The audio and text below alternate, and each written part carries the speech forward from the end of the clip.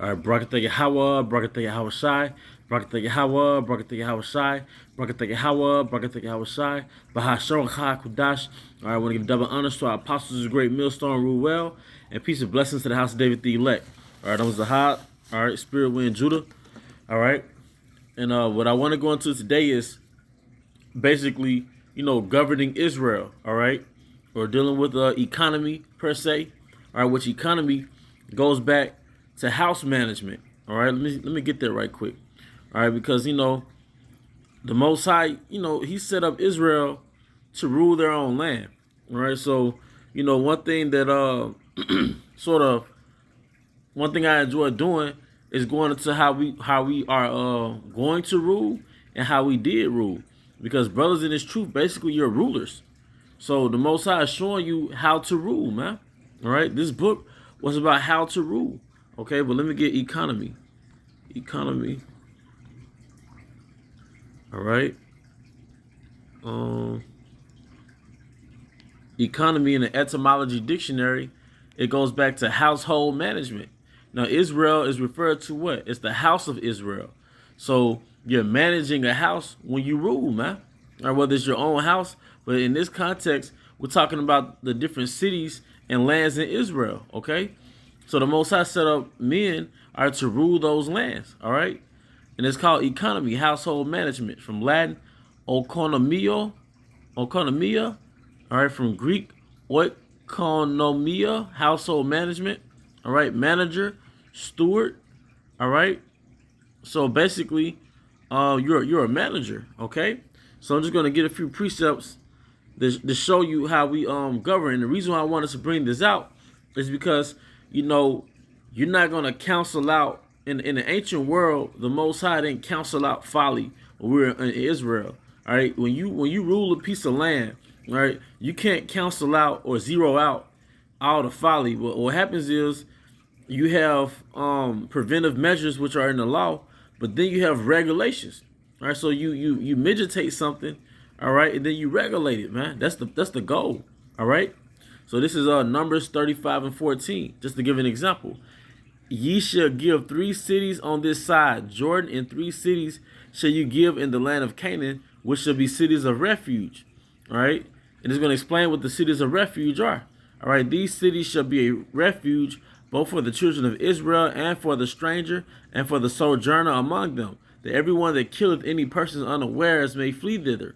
All right, so anyone that kills someone unaware, this is where you flee to a city of refuge, and they have that to this day. All right, they had cities of refuge, or what they call a sanctuary city for I want to say the Northern Kingdom, so-called immigrants who came to America. All right, they got that from the scriptures. All right, and if he smite him with the instrument of iron, so that he die, he is a murderer. The murderer shall surely be put to death. And if he smite him with a throwing stone, wherewith he may die, and he die, he is a murderer, and the murderer shall surely be put to death. Or if he smite him with a hand weapon of wood, wherewith he may die, and he die, he is a murderer. The murderer shall surely be put to death. The revenger of blood himself shall slay the murderer. When he meeteth him, he shall slay him. All right. So that's basically human nature. All right. If you and what they call that today, they call it murder, but it's murder with the intent. You got manslaughter, all right, but then you got murder, all right. So if it's premeditated or if it was done out of spite, that's murder. And human nature sets in. The person who got slayed, his loved one's gonna come after you, man. That's why it says lawfully. If you murder someone, that the person that's the revenger of that person, they can lawfully come after you, man. All right. Numbers 35 and 19. The revenger of blood himself shall slay the murderer. When he meeteth him, he shall slay him. But if he thrust him of hatred, or hurl at him by laying of weight, that he die, or in enmity might smite him with his hand, that he die, he that smote him shall surely be put to death, for he is a murderer. The revenger of blood shall slay the murderer when he meet him. But if he thrust him suddenly without enmity, meaning it was an accident, all right, for whatever reason, they might have been hunting or whatever it may have been, but he accidentally died. There's a protocol for that, man. There's a protocol for the action of that. But if he thrusts him suddenly without enmity, or have cast upon him anything without laying of weight, or with any stone wherewith the man may die, seeing him not, it cast it upon him that he die, and he was not his enemy, neither sought his arm or sought his harm, then the congregation shall judge between the slayer and the revenger of blood according to these judgments. And the congregation shall deliver the slayer out of the hand of the revenger of blood, and the congregation shall restore him to the city of his refuge. So if you accidentally kill an Israelite on mistake in the ancient world, man, but it was by mistake, all right, you can lawfully go to a city of refuge. And that's what that city of refuge was for, man. All right.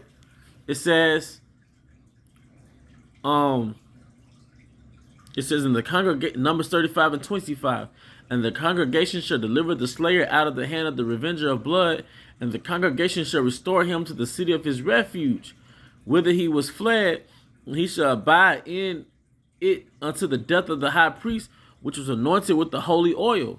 But if the slayer shall at any time come without the border or the city of his refuge, whether he was fled, and the revenger of blood find him without the border of the city of his refuge, and the revenger of blood kill the slayer, he shall not be guilty of the blood, because he should have remained in the city of his refuge until the death of the high priest. So if you accidentally kill somebody, then the congregation should interject in that matter, and they will send the slayer into a city of refuge.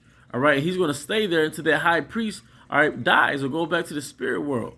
But within that duration, while the priest is alive, he decides to leave his city of refuge. Let's say he's homesick for whatever reason. He wants to visit his family in his native city. All right, so he leaves. All right, but if that revenger of blood sees him outside of the borders of this city of refuge, he has the right to slay him, man. All right, because this is Numbers 35 and 27, and the revenger of blood find him without the borders of the city of his refuge, and the revenger of blood kill the slayer, he shall not be guilty of the blood, because he should have remained in the city of his refuge until the death of the high priest. But after the death of the high priest, the slayer shall return to the land of his possession. So these things shall be a statute of judgment unto you throughout your generations in all your dwellings. All right? So that was an example of certain things you can't zero out or eliminate death, all right, or slaughter, because human nature takes place, accidents take place, but you can regulate it. And here's another example, man. I'm gonna get Deuteronomy 22 and 28. And I know y'all hate this scripture, for scoffers, man. All right. Let me see. Deuteronomy 22 and 22. Let me see, is it 28? Yeah, I'm sorry. Deuteronomy 22 and 28. If a man find a damsel that is a virgin, which is not betrothed, and lay hold on her and lie with her, and they be found, then the man that lay with her shall give unto the damsel's father 50 shekels of silver. All right? So it didn't say nothing about going to prison for a rape. I hate to say the word rape, but it doesn't say anything about that, which we're not saying that. But I'm bringing this scripture out because human nature takes place, and although the Most High didn't give us a commandment saying thou shalt take women, all right, things happen, and when those things happen, you have to have a system to regulate it, man. This is a system in Deuteronomy 22 and 28 to regulate things like that happening, man. All right. If a man find a Deuteronomy 22 and 28 again, if a man find a damsel that is a virgin, which is not betrothed, and lay hold on her and lie with her, and they be found, then that man that lay with her should give unto the damsel's father 50 shekels of silver. Because basically, he literally took a possession. All right? You can't walk into a store, bite off a product, and put it back on the shelf. Hell no. There's a system, all right, to keep confusion out of this way, man. All right, you take a bite out of their product, you better take that to the cash register, because now that product is yours. And that's what's happening here. He took a bite out of the product. All right, now the product is his by law. He has to pay for it. All right, Deuteronomy 22 and 29. Then the man that lay with her shall give unto the damsel's father 50 shekels of silver, and she shall be his wife, because he have humbled her. He may not put her away all his days. All right, proving that although the Most High didn't, he didn't set up commandments to do certain things, such as, slay somebody or take a woman per se, but he has regulations to govern it because it's going to inevitably happen. And that's how the Most High set it up, man. All right. And finally, Deuteronomy, the 15th chapter. All right. I think it's she want to start Deuteronomy. All right, 15:7. If there be among you a poor man of one of thy brethren within any of thy gates, and the land which Yahweh thy power giveth thee, thou shalt not harden thy heart, nor shut thy hand from thy poor brother, but thou shalt open thy hand wide unto him, and shalt surely lend him sufficient for his need and that which he wanted. All right, and these are systems to keep everything intact in the nation. And the reason why so many people disagree with how things were in the ancient world, because they don't understand what it engenders. They don't understand what righteous systems engenders. It engenders righteousness. It engenders a structure and order. All right, a place that's safe to inhabit. Okay, it's all about the results. All right, Deuteronomy 15:8. But thou shalt open thy hand wide unto him, and shall surely lend him sufficient for his need and that which he wanted. Beware that thou be not a thought in thy wicked heart, saying, the year of release is at hand. So you might have a brother, all right, that's poor, all right, that's visiting or whatever. He might be inhabiting Israel, all right, and he needs to borrow something from you, be it food, shelter, whatever it may be. But you say in your heart, well, if I lend him something, the fact that the year of release, also known as the year of Jubilee, is coming up, he can't pay me back.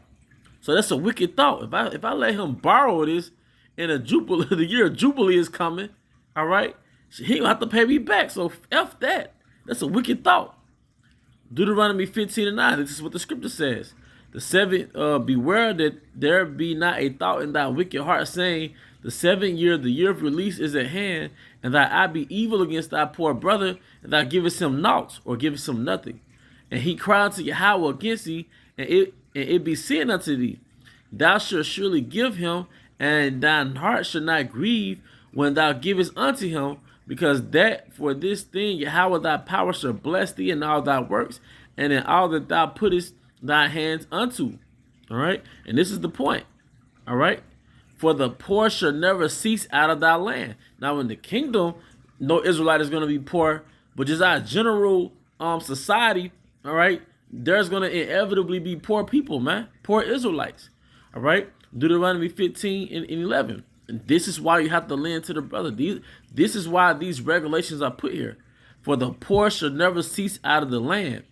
Therefore I command thee, saying, thou shalt open thy heart wide unto thy brother, to the poor, and to the needy in thy land. And the reason why I brought this out is because the Most High set up the laws, all right, ultimately to keep sin away, all right, but also to regulate society, because you have something called human nature, all right, going into Deuteronomy 22, where man just couldn't control himself, all right, but then there has to be a protocol if that did happen.